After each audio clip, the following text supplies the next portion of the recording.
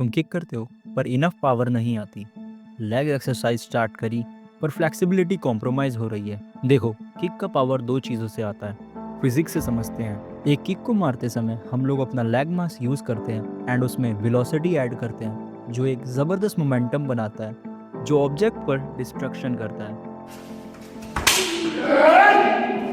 अगर हम बोले हम लोग को किक का पावर बढ़ाना है, तो उसका मतलब है हम लोग को अपना मोमेंटम बनाना है, and momentum is equal to velocity into mass. तो आज की ये वाली वीडियो सिर्फ इन्हीं दोनों टॉपिक के इर्द गिर्द घूमेगी।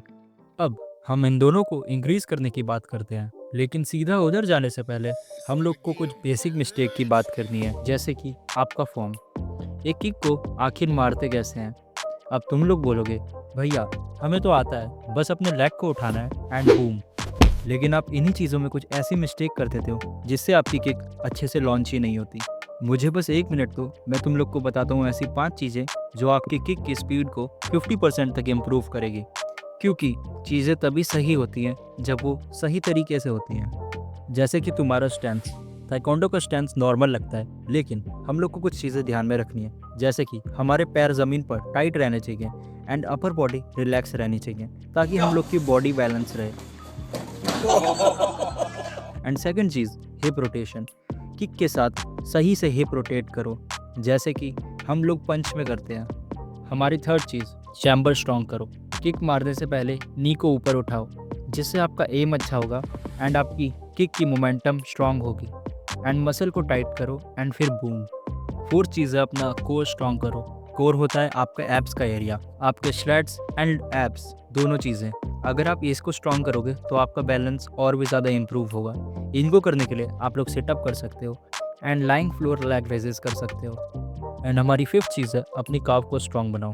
अगर आप लोग की काफ स्ट्रॉन्ग होगी तो आप लोगों की लेग में ग्रिप अच्छी बनेगी, एंड अगर आप ज़मीन में जितना गड़े रहोगे उतनी ही स्पीड आपकी किक में भी आ जाएगी। ये पांचों चीज़ें तुम्हारे बैलेंस एंड फ्लेक्सिबिलिटी बढ़ाएंगे, and flexibility is equal to speed. Taekwondo में आपका पैर जितना ऊपर उठता है, इसका मतलब वो उतना ही तेज़ है। एंड अगर उसके साथ हम लोग को बैलेंस भी आ गया तो हमारी स्पीड 3 टाइम्स हो जाएगी। इन सब बातों से एक चीज़ तो समझ में आई, बैलेंस और फ्लेक्सिबिलिटी डायरेक्टली प्रोपोर्शनल है स्पीड के। नाउ स्पीड वाले कॉन्सेप्ट को एंड करते हैं। अब आती है पावर की बारी, यानी लेग मास। मास हमारे लेग में दो चीज़ें करता है। एक तो मास से हम लोग का लेग रॉक सॉलिड बन जाता है। अगर हम लोग की लेग की स्पीड 50% है तो वो मास को ऐड करने के बाद हो जाएगी 100%। कैसे, एक्सप्लेन करता हूँ। लेकिन उससे पहले हम लोग बात करते हैं कॉन्टैक्ट पॉइंट की। इसका मतलब है जब हम लोग किक लैंड करेंगे तब हम लोग का कौन सा बॉडी पार्ट उसको लगेगा। जैसे कि राउंड किक में हम लोग का शिन या फिर फुट का इंस्टेप लैंड करता है, एंड बैक किक में हम लोग की हील या फिर पूरा फुट पर्सन को लगता है। और अगर मुआथाई की नी किक है तो हम लोग नी को लैंड करते हैं। अब तुम लोग सोच के देखो, अगर तुम लोग किसी को लकड़ी से मारोगे तो उसको ज़्यादा दर्द होगा, या फिर अगर तुम लोग किसी को डंडे से मारोगे तो उसको ज़्यादा दर्द होगा।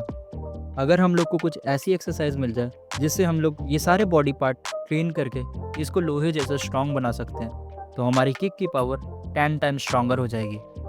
क्योंकि ये डिफरेंट कॉन्सेप्ट है, तो इसके बारे में मैं नेक्स्ट वीडियो में बात करूँगा, जो होगी ताइक्वांडो पार्ट 3। अभी के लिए हम लोग को बात करनी है मास के बारे में।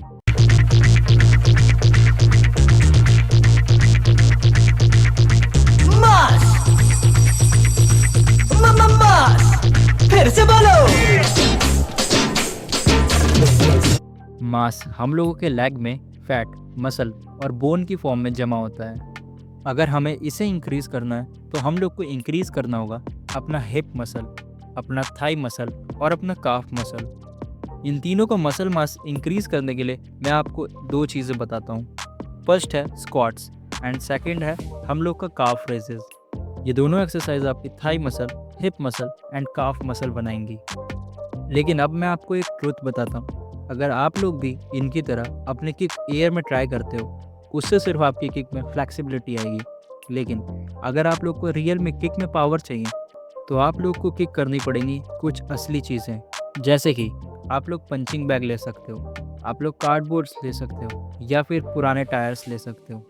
अगर आप लोग अपनी किक सिर्फ हवा में करोगे तो वो आप लोग की फ्लेक्सिबिलिटी ट्रेनिंग बनेगी। लेकिन अगर आप अपनी किक को किसी चीज़ पे मारते हो तो वो कंसीडर होगी पावर ट्रेनिंग। आप लोगों की किक में तब तक पावर नहीं आएगी जब तक आप किसी रियल चीज़ को नहीं मारते। किक का पावरफुल होना कोई शॉर्टकट नहीं है, ये एक स्लो प्रोसेस है। जो मैंने स्टार्टिंग के 5 पॉइंट्स बताया वो आपकी फ्लेक्सिबिलिटी एंड बैलेंस बनाएंगे, एंड जो लास्ट के पॉइंट्स हैं वो आपका लेग मास बढ़ाएंगे, जिससे पावर 100% इंक्रीज हो जाएगी। एंड थर्ड पॉइंट था हम लोग को किसी असली चीज़ पे मारना है। तो चलो यार, इन तीनों चीज़ों से आपकी लेग की स्पीड तो इंक्रीज हो गई, पर मेरे लिए तुम लोग को एक चीज़ करनी पड़ेगी, इस चैनल को सब्सक्राइब कर दो, एंड अगर वीडियो अच्छी लगी हो एंड वीडियो से 1% भी कुछ सीखा हो तो वीडियो को लाइक कर दो। Till then take care, bye bye, sayonara, peace out.